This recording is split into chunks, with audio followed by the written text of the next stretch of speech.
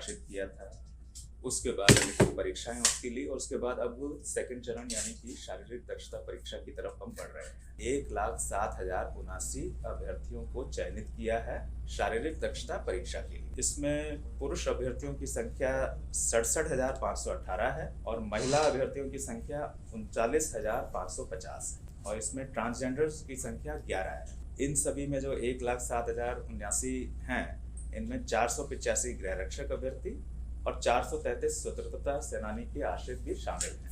ये सभी सूचनाएं हमारी जो पिछली सूचना प्रकाशित हुई उसमें भी शामिल हैं। अब इन अभ्यर्थियों की शारीरिक दक्षता परीक्षा हम 9 दिसंबर 2024 से प्रारंभ करेंगे और ये 10 मार्च 2025 तक चलेगी, यानी 3 माह की अवधि के लगभग, बल्कि उससे थोड़ा ज़्यादा ही समय तक ये परीक्षाएं चलती रहेंगी। और ये परीक्षा हम आयोजित करेंगे शहीद राजेंद्र प्रसाद सिंह राजकीय उच्च विद्यालय गर्दनीबाग में।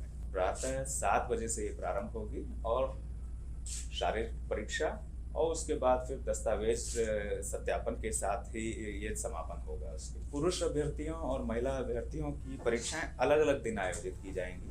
ऐसा नहीं है कि एक दिन में दोनों को बुलाया जाएगा। एक दिन में पुरुष रहेंगे और पुरुषों की जब संपन्न हो जाएगी उसके बाद महिलाओं को हम बुलाएंगे। एक दिन में पुरुष अभ्यर्थियों को बुलाए जाने वालों की संख्या 1,600 रहेगी और महिलाओं की संख्या 1,400 रहेगी। 1,600 पुरुष अभ्यर्थियों को एक दिन में हम बुलाएंगे, महिला अभ्यर्थियों की संख्या 1,400 रहेगी। परीक्षा में भाग लेने से पहले सभी अभ्यर्थियों को शारीरिक या मानसिक रूप से स्वस्थ होने और जहां जिनके मामले में लागू हो महिलाओं के अनुसार जो है वो गर्भवती ना होने और इनके द्वारा किसी भी प्रकार के उत्तेजक, मादक अथवा प्रतिबंधित दवाओं के सेवन न करने का घोषणा पत्र भी लिया जाएगा।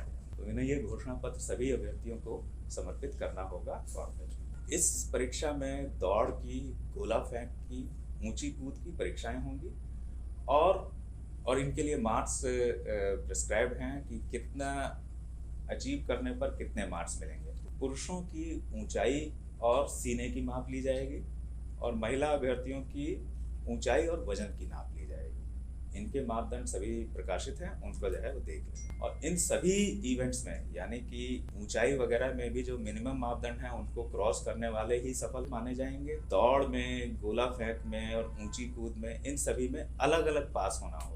ऐसा नहीं कि टोटल में पास होना है, हर एक इवेंट में अलग अलग अभ्यर्थियों को पास हो। किसी भी एक इवेंट में फेल होने या असफल होने का मतलब है कि वे आगे के चरणों में भाग नहीं ले सकेंगे और वे बाहर हो जाएंगे। तो इसलिए सभी अपनी हर चीज के लिए पूरी तैयारी करें। दौड़ की जो कार्रवाई होगी और उसके जो समय का आकलन होगा वो कंप्यूटरीकृत पद्धति से होगा। पहले भी परिषद वैसे ही करती आई है।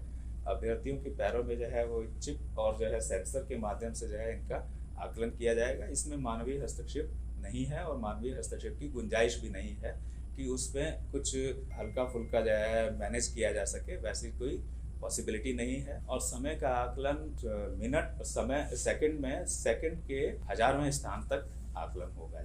दस्तावेज सत्यापन होगा और इसमें ये भी जो है चीज़ है अभ्यर्थियों के लिए है कि जब वे आएंगे तो उनके प्रवेश पत्र जो एडमिट कार्ड है उसी के माध्यम से उनको प्रवेश की अनुमति होगी और फिर उसके बाद उनके बायोमेट्रिक्स लिए जाएंगे और उनका मिलान लिखित परीक्षा के समय जो बायोमेट्रिक्स फीचर्स हमने रिकॉर्ड किए, फिंगरप्रिंट्स, फोटोग्राफ, वीडियोग्राफ आदि, उनसे जो है उनका मिलान किया जाएगा। तो सभी अभ्यर्थी ये ध्यान रखें और उनके परिजन भी यह रखें कि किसी तरह के पररूप धारण के लिए वे प्रयास ना करें। दस्तावेज सत्यापन जो होगा वो उसके लिए हम सभी कैंडिडेट्स को उनकी कोटि के आधार पर किन दस्तावेजों के साथ आना है उसका भी हम स्पष्ट उल्लेख कर दे रहे हैं ताकि उन्हें स्पष्ट रहे कि उन्हें किन किन दस्तावेजों के मूल प्रतियों के साथ सत्यापन के लिए उपस्थित होना है।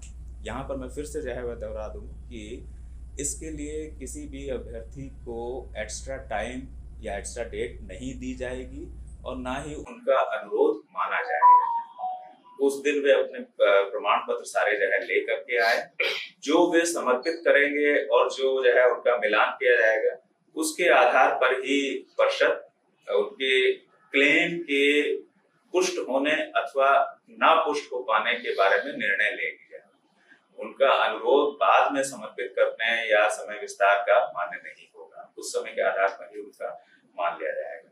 EWS कैटेगरी के जो हृदय हैं तो उसके लिए वित्तीय वर्ष निर्धारित है कि किस वित्तीय वर्ष का आपको प्रमाण पत्र या आय एवं व्यय प्रमाण पत्र जो बोला जाता है उन्हें लेकर के आना है। वो हमारे सूचना में प्रकाशित है, उसी अवधि का वो लेकर के आए। इसी प्रकार से जो बीसी या ईबीसी कैटेगरी के हैं जिन्हें नॉन प्रिविलेयर सर्टिफिकेट देना है वे जो है लेकर के आए। उसमें ये भी है कि यदि उनका 1 वर्ष पूर्व की अवधि का निर्गत है, उसकी 1 वर्ष से ज्यादा हो चुकी है अगर, तो उन्हें साथ में एक पत्र होता है 18B, उसमें घोषणा पत्र वो भी देना है। यानी कि जिनका एनसीएल सर्टिफिकेट 1 वर्ष से पहले का निर्गत है उन्हें सर्टिफिकेट प्लस घोषणा पत्र दोनों देना है, एक से काम नहीं चलेगा।